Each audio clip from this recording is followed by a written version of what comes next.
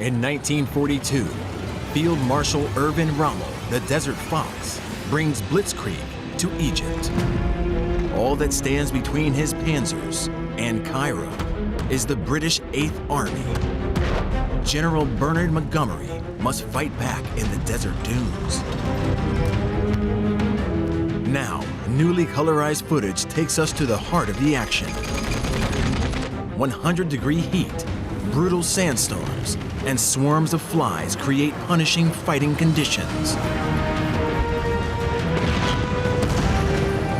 As German fighter aces dominate the skies, British battleships contest the seas. The Battle of El Alamein will decide the fate of North Africa.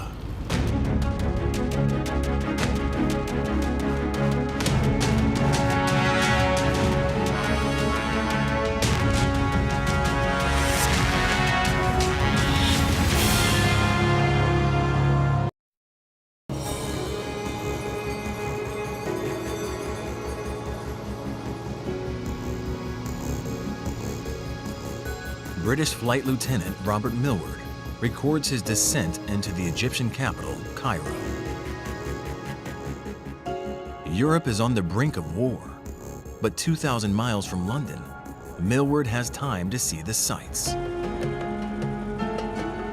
The pyramids at Giza are top of any tourist list. Millward saves much of his film for the Great Pyramid, the last intact wonder of the ancient world. But he's not here for R&R. He's collecting new Bristol Blenheim bombers, destined for the front lines of the coming war. The British have maintained a colonial presence in Egypt since the late 19th century.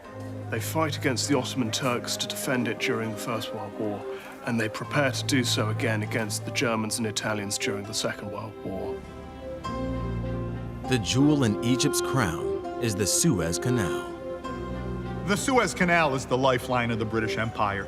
It's the link between the British Isles and that gigantic Asian empire that sustains Britain. Ships carrying oil from Iran, food from India, or troops from Australia can use the canal as a shortcut between the Indian Ocean and the Mediterranean.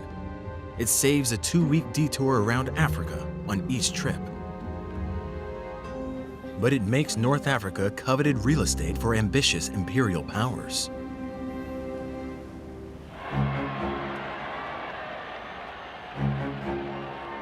In the German city of Munich, Führer Adolf Hitler receives Italian Duce, Benito Mussolini. The two men have formed a fascist military alliance known as the Axis. Hitler has great success in Europe in the early stages of the Second World War. But Mussolini is frustrated by the rather limited Italian contribution. For fascism, the growth of empire is an essential manifestation of vitality, and its opposite a sign of decadence.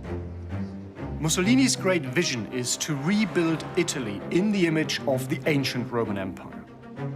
Italy already has colonies in North Africa, and Mussolini wants to link these up and create a new Italian empire in that part of the world. Mussolini orders his troops to invade Egypt. It's a disaster. Mussolini's armada is a far cry from Hitler's Wehrmacht. Much like their plumed helmets, their equipment dates back to an earlier era. Instead of a blitz, their tactics rely on static encampments and a slow advance. Just 30,000 British soldiers push 150,000 Italians back into Libya. It was a complete walkover. I saw thousands of Italian prisoners delighted that the war was over. If Italy fails in Africa, the southern borders of the Third Reich will become vulnerable. Hitler is alarmed by this turn of events. The British would have free use of a dozen divisions. We must make every effort to prevent this. We must render effective assistance in North Africa.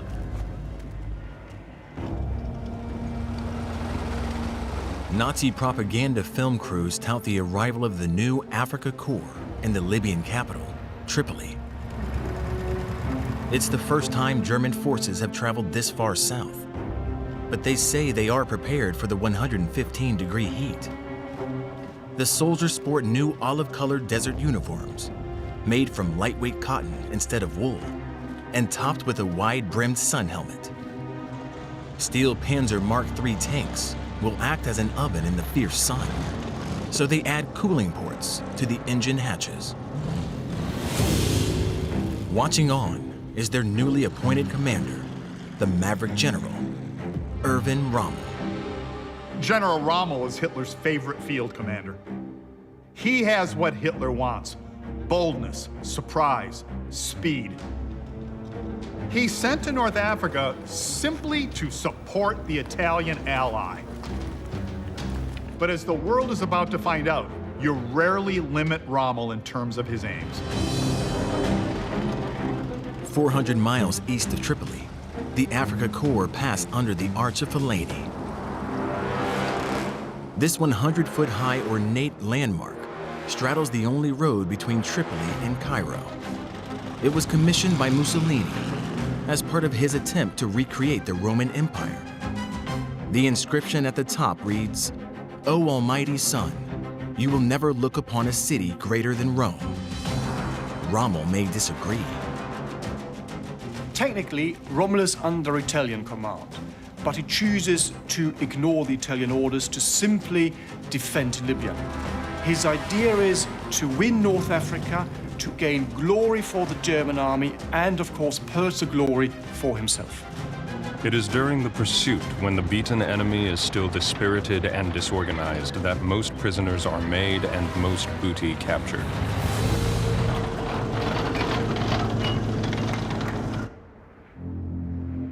To take Cairo and the Suez Canal, Rommel must cross 750 miles of the northern Sahara Desert. The landscape is incredibly hostile. It's arid, there's very limited water, the troops are dehydrated for much of their time. It's a very unpleasant environment, hot by day, freezing by night. The desert will push any army and its supply lines to the limit. The one defending the settlements that cling to the North African coastline is a hastily assembled fighting force. The only way the British Empire can keep pace with Axis mobilization is by drawing upon the resources of the British Empire, the colonies, the dominions, and Britain's allies. British tank crews are joined by large infantry divisions from Australia, South Africa, and New Zealand, who include a battalion of Maori tribal soldiers. The 4th Indian Division features a section of motorcycling military police. These disparate divisions will become known as the British 8th Army, but they initially struggle to operate effectively.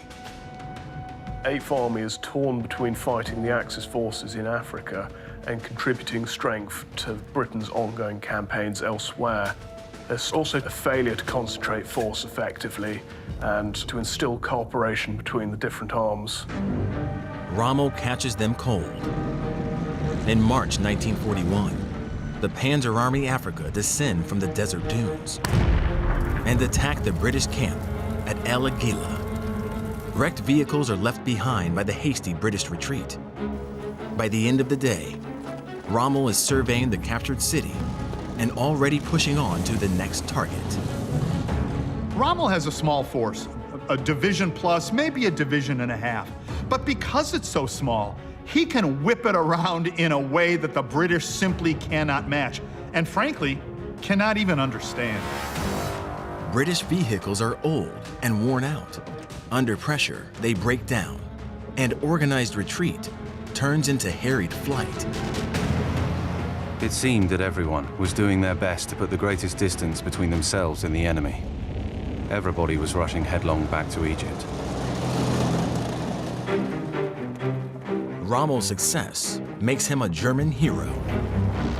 This film footage from the desert becomes a highlight of the German Weekly Review, a propaganda newsreel series released in cinemas across the Reich. For audiences used to snowy struggles of the Eastern Front, the unstoppable advance in Africa is a welcome morale boost. Front Nordafrika, Panzerkampfwagen des Deutschen Afrikakorps. Rommel is ever present on screen, surveying destroyed vehicles and captured territory. He plays up to the cameras. British anti-gas goggles found in a captured command vehicle soon become a trademark. The newsreels dub him Der Wüstenfuchs, the Desert Fox. German morale is high. In their downtime, they create a makeshift fun fair complete with boxing ring, carousel, and strength test. A chameleon gives camouflage tips, and even a tortoise is recruited to the Nazi cause. The desert is a completely alien territory for the German army. The German soldiers have never fought in a similar terrain, under similar heat. Their training is all concentrated on a war in Europe. It's so hot, they can fry eggs on their panzers. But there is little time to sleep during the relentless advance. Every night we were completely exhausted. We had only one thought: let's get to Cairo. This is where we really wanted to go.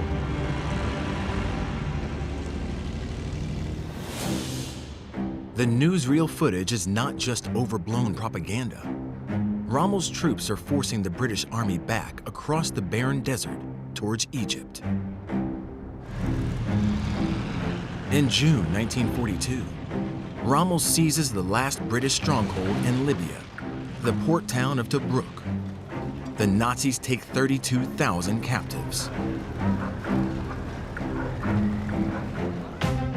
German propaganda cameras record the moment the garrison commander, Major General Kloppe, surrenders.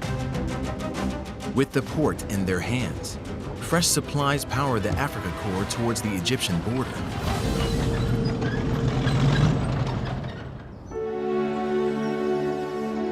On the same day at the White House, British Prime Minister Winston Churchill visits President Franklin D. Roosevelt.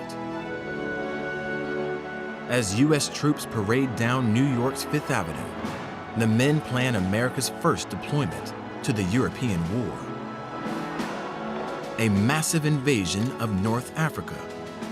But they fear Egypt will fall before the U.S. can mobilize. As a stopgap, Roosevelt agrees to send some of America's most advanced tanks and mobile artillery to the desert, if Britain can hold Egypt long enough for them to get there. After taking Tobruk, Rommel is promoted to Field Marshal and given full control over all 100,000 Axis forces in North Africa. As they enter Egypt, Rommel's focus turns to Cairo.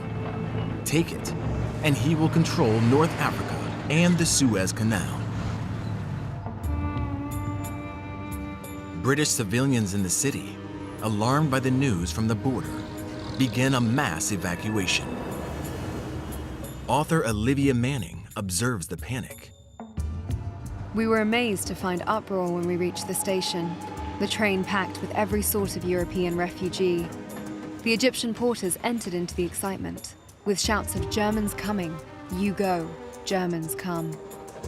After 50 years of British occupation, many Egyptians see the Germans as liberators. But to the British, they're a threat, approaching at full speed across the sand. And now also from the air.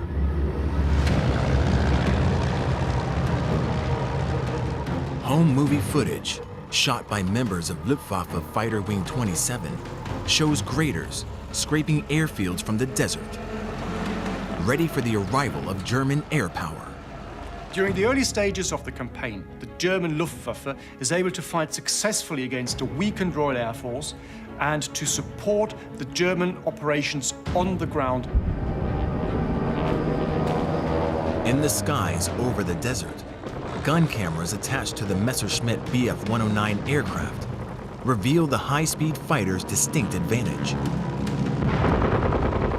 A few direct hits from wing-mounted 20mm cannons are all they need to send the slower British Hurricanes down.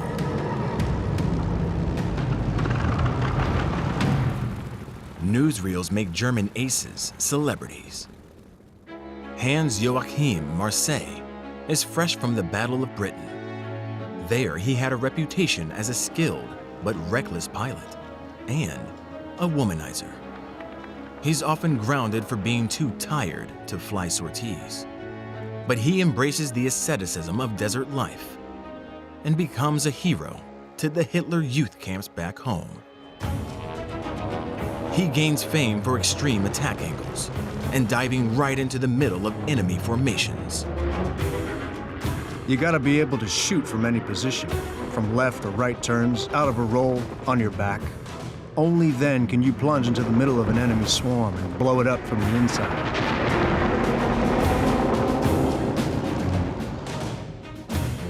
Marseille's aircraft tail is decorated for his 100th kill. Nazi propaganda names him the Star of Africa, a walking example of German dominance of the desert skies.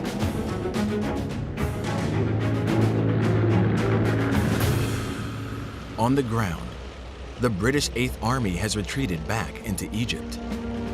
The dire situation warrants a personal visit from the British Prime Minister.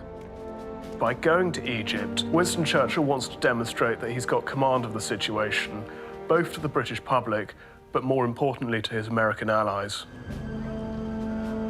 Churchill insists Rommel must be defeated and Axis forces pushed out of North Africa. This considerable challenge requires a top talent to oversee the ground forces. Churchill's initial pick to lead the 8th Army is Lieutenant General William Strafer Gott, who's a veteran of the Desert War. But as he's flying to take up his appointment, he's shot down by a German Messerschmitt and he's burnt to death in the wreckage. Out of options, Churchill agrees to the appointment of Lieutenant General Bernard Montgomery. In a profession known for gigantic personalities, Montgomery might have been near the top.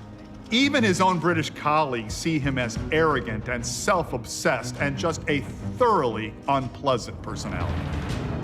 But Montgomery is also a highly experienced commander with a keen eye for detail. Every nuance has to be perfect before he's ready to march, and he won't march until he is absolutely certain of success. As he whips the 8th Army into shape, Montgomery is a constant visible presence, building a reputation to rival Rommel's.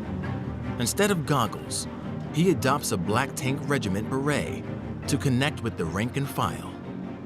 When he wanted something to happen, it happened. After he arrived, morale soared. Under Montgomery's guidance, the 8th Army begins to punch back.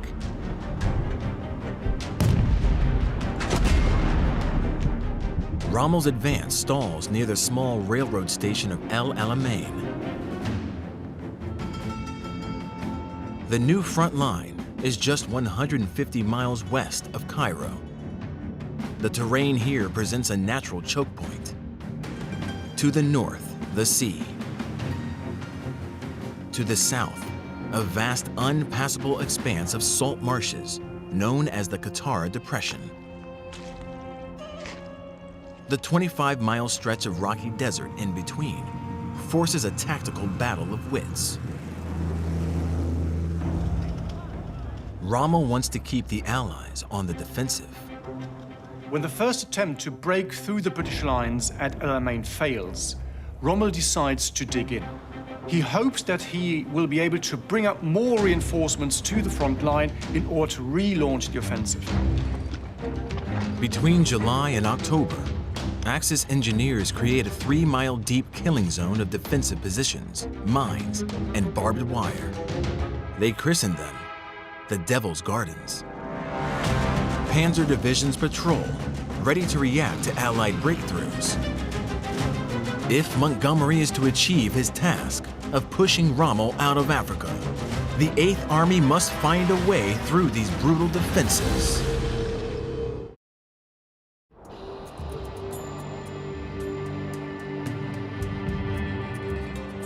the British 8th Army and German and Italian Panzer Army Africa dig in for the impending battle at El Alamein.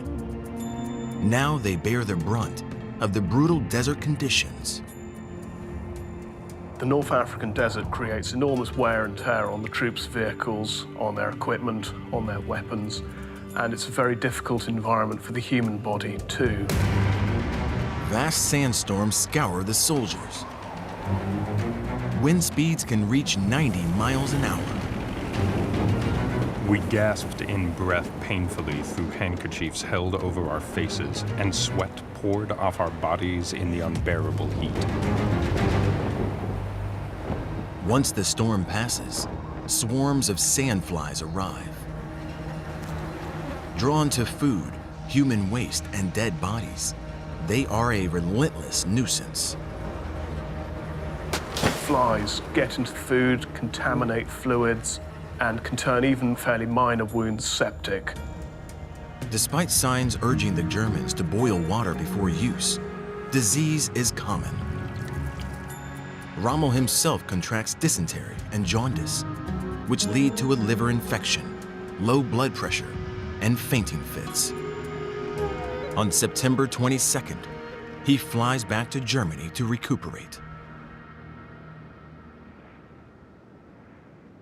Just as Rommel departs the desert, help arrives for the British 8th Army. Testing footage from the Detroit Tank Arsenal in Warren, Michigan, shows the capabilities of the new Sherman M4 tank. With a top speed of 25 miles per hour, it can keep up with the German Panzers, and like them, has a rotating central turret to give the 75mm gun all-round fire. But the armor is an inch thicker than the Panzer Mark IV. Sherman is a very well-designed medium-sized tank, which combines a powerful gun with good armament and speed of maneuver. And this gives the Allies the upper hand in the North African campaign. 318 Sherman tanks and 100 Priest 105mm self-propelled guns roll into the desert. Enough firepower and armor to match Rommel's panzers. Montgomery begins to plan a major offensive of his own. First, he needs to reclaim the skies over the battlefield. The Desert Air Force takes off. The aircraft of the Desert Air Force are aging but numerous, and they're trying to overwhelm the German aircraft that are technologically more advanced but available in far more limited numbers. The fighting begins to take a toll on the outnumbered Luftwaffe. Hans Joachim Marseille loses weight when two of his closest friends are shot down. He starts sleepwalking and stops talking, signs of post-traumatic stress disorder. On September 30th, his Messerschmitt suffers engine trouble and goes into a dive. Marseille attempts to jump, but miscalculates. He smashes into the tail, then plummets to the desert floor.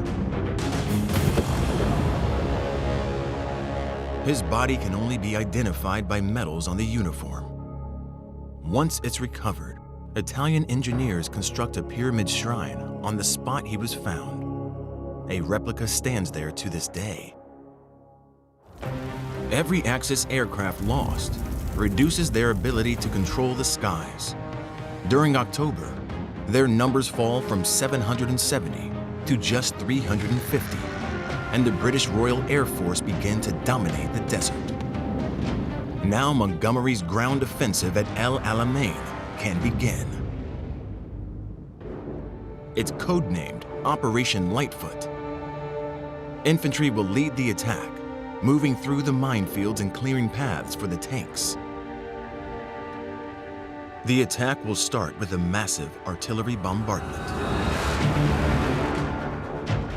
5.5-inch medium guns can fire a 100-pound shell over 9 miles.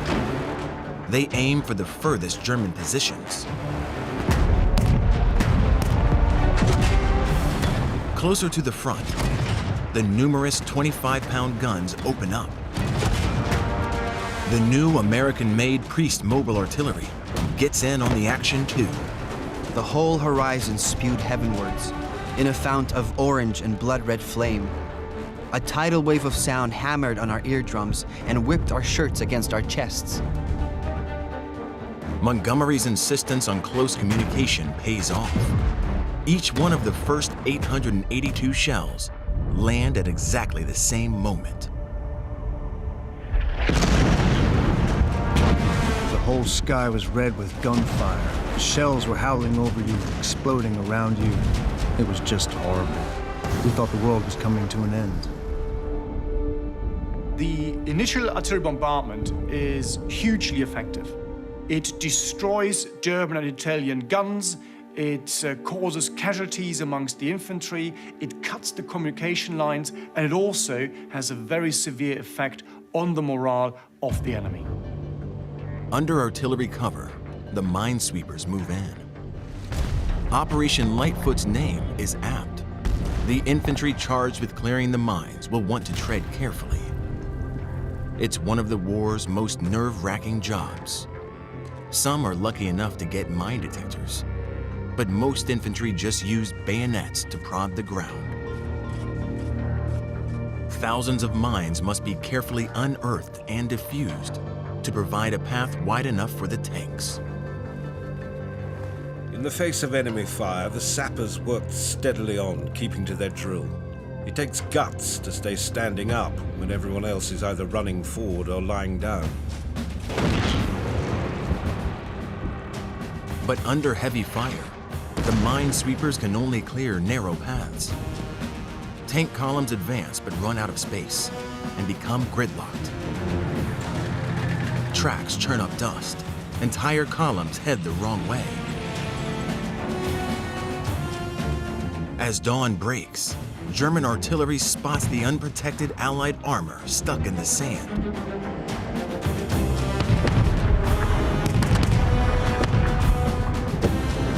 Suddenly, all hell broke loose. The tank crews saw armor-piercing tracer shells screaming from all over the place. Then the explosions of tanks blowing up, sheets of flame as they caught fire. Montgomery is ruthless when it comes to accepting Allied casualties in this operation. He understands that he needs to fight his way through the German and Italian positions, and he's willing to accept high casualties on the Allied side in order to achieve this. Battle rages up and down the 25-mile line. The 8th Army inflict heavy damage, but the Panzer Army Africa do not concede much ground. The battle hangs in the balance. On the evening of October 25th, a rested Erwin Rommel returns to North Africa and takes personal control of the battle. The Desert Fox prepares his panzers to push back. Rommel has over 100,000 troops and 500 tanks at his command. But they're under pressure, consuming vast amounts of food and fuel. Rommel's entire front at El Alamein is determined by logistics. Every bullet, every bottle of water, every pair of socks has to be shipped from Europe to North Africa and then to the El Alamein front by truck. Supply is the limiting factor for Rommel. Most vital is fuel. The tanks and the trucks supplying them demand 66,000 gallons every day. With no place to hide in the desert, the supply chain is an obvious target for the British Royal Air Force. Nose cameras from Bristol Beaufighter ground attack aircraft reveal Axis supply convoys being strafed at close range.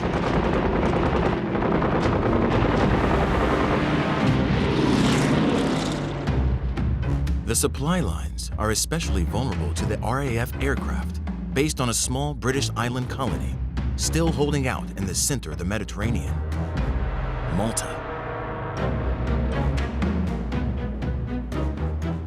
Malta provides the Allies with a base in the central Mediterranean, which some liken to an unsinkable aircraft carrier from which they can launch anti-shipping strikes at the supply lines sustaining Axis forces in Africa.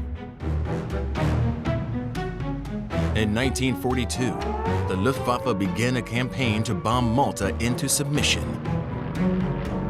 There are 154 days of continuous air raids. 6,700 tons of bombs fall on the Grand Harbor area alone.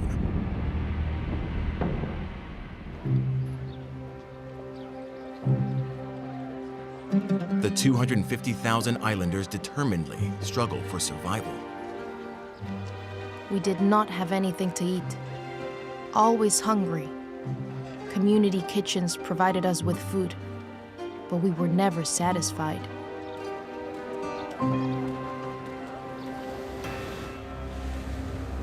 By summer, Malta is almost out of food, fuel, and ammunition. Germany draws up plans for an invasion. If the island falls, Rommel will be able to build up his forces unchallenged. The British government devised an audacious scheme to relieve the island. Operation Pedestal. 14 merchant ships packed with supplies enter the Mediterranean. At the center of the fleet is the SS Ohio, the biggest American tanker built to this point, transporting 170,000 barrels of fuel for the planes defending the island.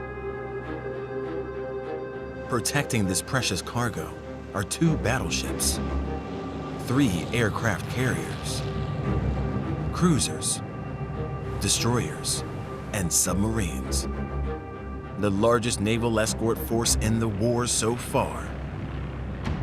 The Germans take notice. Cameras on the ships film Axis aircraft flying towards the fleet, and anti-aircraft crews rushing to man the guns as they return fire. British destroyers drop depth charges to ward off marauding U-boats.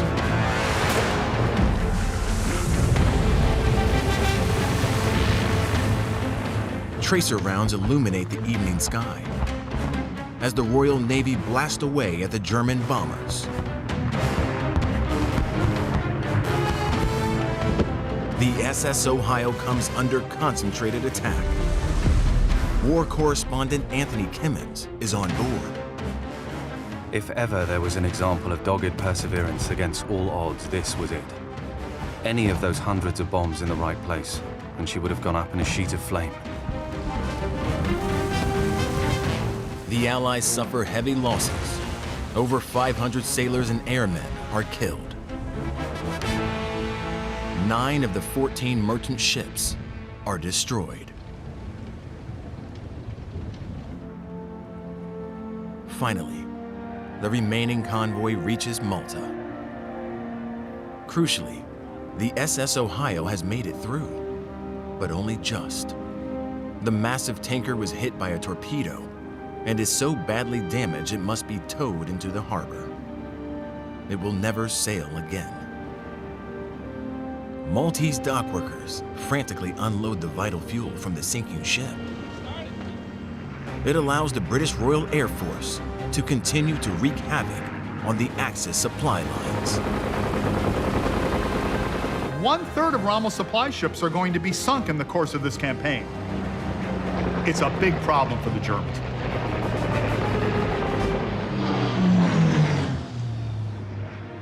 In the desert, Rommel's mounting supply setbacks make it difficult to react to the Allied pressure at El Alamein. By late October, his Panzer Army is reduced to fewer than 300 operational tanks. Montgomery knows that if he can draw them into the open and take them out, the Axis position will become unsustainable. He orders a massive offensive. Operation Supercharge will be led by New Zealand and British infantry. They will attempt to create a funnel for 2 further waves of tanks and self-propelled guns. It will be the biggest concentration of force in North Africa so far.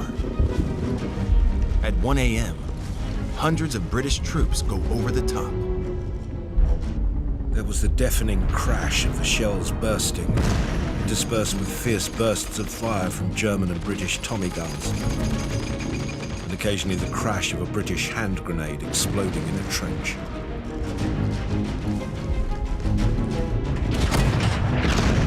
The battlefield becomes a confusion of heavy smoke and swirling sand, hiding the Axis positions. The Devil's Garden is living up to its name. The right flank of the New Zealand infantry advance is entrusted to the 28th Maori Battalion. Newly restored footage from the New Zealand archives shows the soldiers in their homeland as they prepare to depart for war. Descended from the indigenous Polynesian people who settled in New Zealand 600 years ago, the Maori are proud to show off their distinctive South Pacific culture for the cameras. They perform the haka, a war challenge staged when different tribes meet. Intimidating tongue and facial gestures, as well as displays of weapons and fighting moves, indicate the performing group's readiness for a fight. It will be put to the test in Operation Supercharge.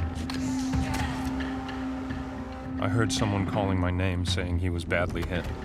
We couldn't stop and carried on. Right at that moment, a bullet passed through the butt of my weapon. The 28th Maori Battalion suffer over 100 casualties, but they hold the right flank. The infantry cut a large channel through the Axis' desert defenses, but further back, a formidable line of German artillery and anti-tank guns is still intact. It's going to take something heavier than infantry to take them out.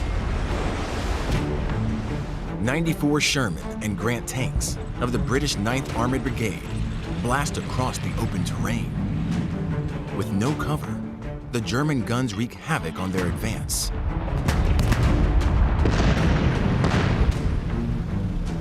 The losses mount, but Montgomery is committed to the action.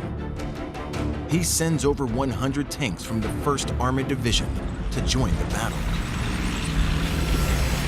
As they advance, the remaining German and Italian tanks finally counterattack.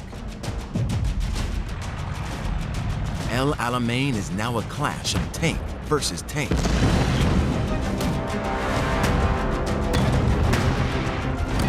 Captain Keith Douglas experiences the battle inside a British Crusader tank. The turret was full of fumes and smoke. Empty cartridge and shell cases littered the floor. I coughed and sweated. Fear had given place to exhilaration. The enemy fire grew more intense. I crouched in the turret, expecting at any moment the crash which would bring our disintegration. It's a grind, and the British take huge casualties, much heavier than expected. But the Germans take even heavier ones. The German Panzer Force is decimated by Operation Supercharge. Burning tanks dominate the landscape. The Panzer Army Africa had 500 at the start of the offensive. Only 35 remain. Montgomery knows victory must be near.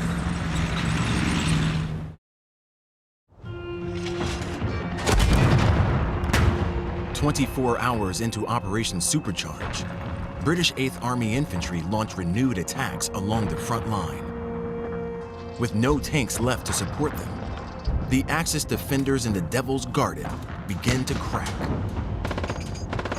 At the end, Rommel doesn't have the reserves or reinforcements to sustain his position. With his defenses failing, Rommel has no choice. He orders a full withdrawal. Rommel knows that he has to concede defeat at Alamein and withdraw deeper into Libya to shorten his supply lines and build up his strength again if he is to save his army to fight another day.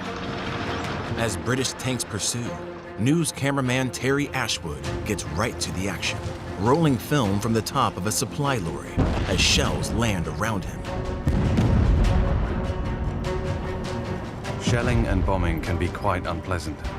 So the next time you see this sort of thing on the screen, remember the poor old cameraman who was trying to duck and take pictures at the same time.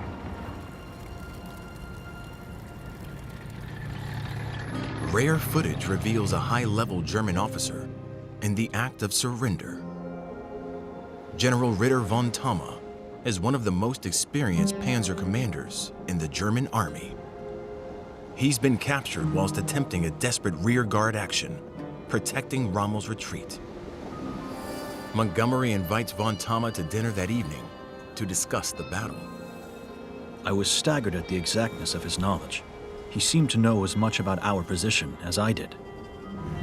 But aside from von Thoma, the British failed to catch the rapidly departing German commanders. The actual breakthrough comes as a bit of a surprise to the 8th Army, and as a consequence, the army is quite slow to react to it. Montgomery also wants to be absolutely certain that he's defeated the Germans and Italians and that he's won this battle before he rushes into a pursuit. The wily desert fox has turned tail, but North Africa has become a trap. 2,000 miles west, the plans made by Roosevelt and Churchill 5 months earlier come to fruition. Operation Torch, a massive Anglo-American invasion force commanded by General Dwight Eisenhower, approaches Northwest Africa. In scenes that foreshadow D-Day, U.S. infantry crash from landing craft, and paratroopers jump from C-47 transport planes. They aim to snatch total control of North Africa using overwhelming force. Violent, rapid, ruthless combat is the only way to win. Make it tough and make it violent.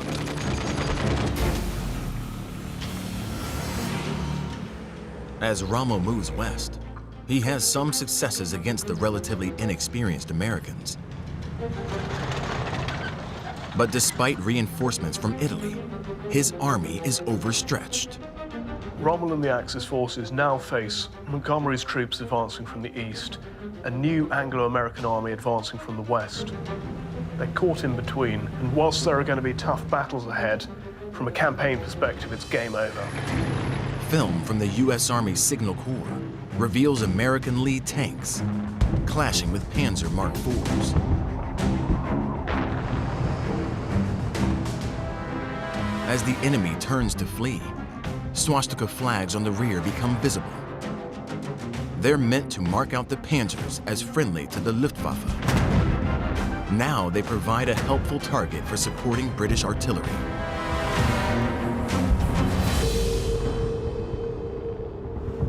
Trapped between two Allied armies, Rommel advises Hitler to allow a full retreat. The request is denied, and Rommel flies back to Germany. He will never return to Africa. The Allies hunt down his remaining forces.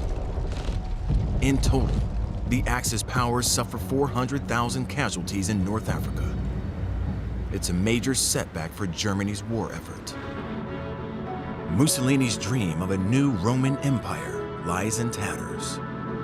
Alamein is 180 degrees, from Axis victory to Allied victory, and really the rest of the war is going to be nothing but a series of Allied victories. In London, Winston Churchill reflects on the importance of the events at El Alamein. This is not the end. It is not even the beginning of the end. But it is perhaps the end of the beginning. Newsreels celebrate Montgomery's firm grip on the 8th Army and prove it is possible to defeat Germany on the battlefield. The liberation of Europe is no longer a distant dream.